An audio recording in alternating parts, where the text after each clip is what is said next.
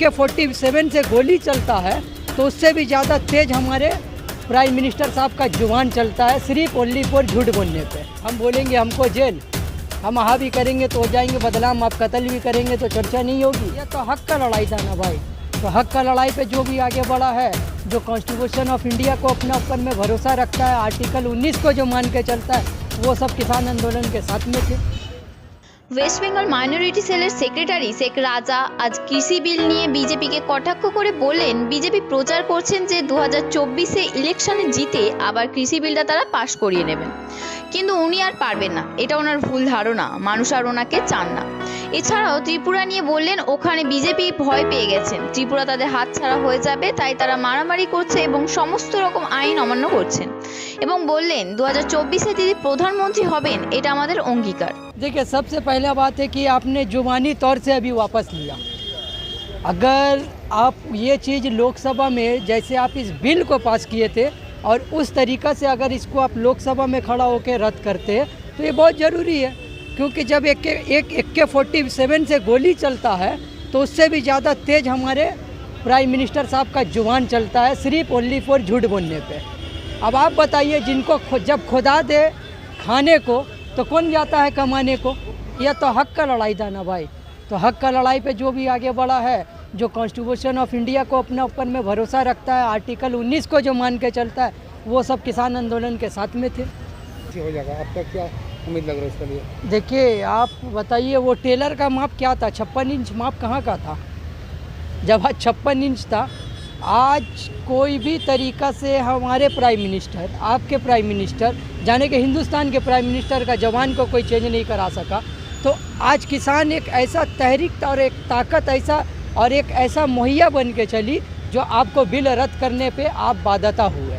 पहला आप ये बताइए कि बंगाल में आया अभी हमारा MLA इलेक्शन जो ख़त्म हुआ, यहाँ भी तो लोग बीजेपी किया ना, क्या बंगाल में उनके ऊपर में ऐसा जुल्म हुआ?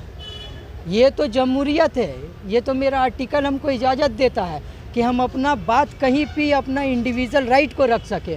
अगर हमारे पार्टी आज त्रिपुरा जा रही है तो इसमें डर की क्या बात है? आप वहाँ से यहाँ आ सकते हैं, हम नहीं जा सकते हैं। हाँ, ये मेरा फ्रीडम स्पीच है। और रहा बात, एक ऐसा बात है कि आपको ये बात मानना होगा कि ये लोग हर बात में जुबानी उठा देते हैं कि खेला होबे खेला होबे खेला होबे। अरे भाई, दिल्ली की जो स्वराष्ट्र मिनिस्टर जो थी, क्या वो बंगाल में आके नहीं बोल के गई कि खेला होबे? क्या अमित शाह नहीं बोल के गया? अरे मेरे भाई, ये क्या राजनीति हो रहा है जो समझ में नहीं आता है। आप वहाँ से यहाँ आ रहे हैं, आप अगर कुछ भी कर रहे तो वो चमत्कार हो जाता है, हम अगर कुछ भी करें तो उसको आप बलात्कार का नाम दे देते। तो ये कहाँ का सही है? क्या ये मेरा कॉन्स्टिट्यूशन ऑफ इंडिया में है? हम बोलेंगे हमको जेल, हम हाँ भी करेंगे तो हो जाएंगे बदनाम, आप कत्ल भी करेंगे तो चर्चा नहीं होगी। जो त्रिपुरा से कुछ हो सकता क्या? देखिए, मट्टी पिछलने, जब मट्टी पिछल रहा नहीं, ऑलरेडी उनके मट्टी के नीचे में सरफ साबुन लगा हुआ है।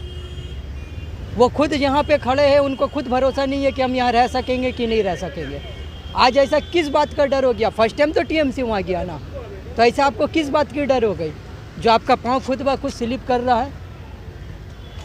तो आपको ये चीज़ समझना पड़ेगा, आपका दिल और दिमाग को साफ करके समझना पड़ेगा। आप एक देश के वज़ीर आज़म हैं, आप कोई आलतू फालतू आदमी नहीं है। आपको ये चीज़ समझ के, आपको कॉन्स्टिट्यूशन को फॉलो रख के आपको वहाँ सही फैसला करना पड़ेगा। देखिए, 2024 का लड़ाई है, ये बात हम आपका मानते हैं। अगर हमारा पार्टी का डिसीज़न होगा कि हम ऑल ओवर इंडिया में पार्टी उतारेंगे, कैंडिडेट उतारेंगे, तो हम लोग मोस्ट वेलकम है। हम लोग अपने पार्टी के कार्यकर्ता के हिसाब से हम लोग भी जाएंगे लड़ने के लिए। अब जो मैंने अभी आपको कहा कि हम लोग भी जाएंगे लड़ने के लिए, तो उन लोग उर्दू थोड़ा कम समझता है।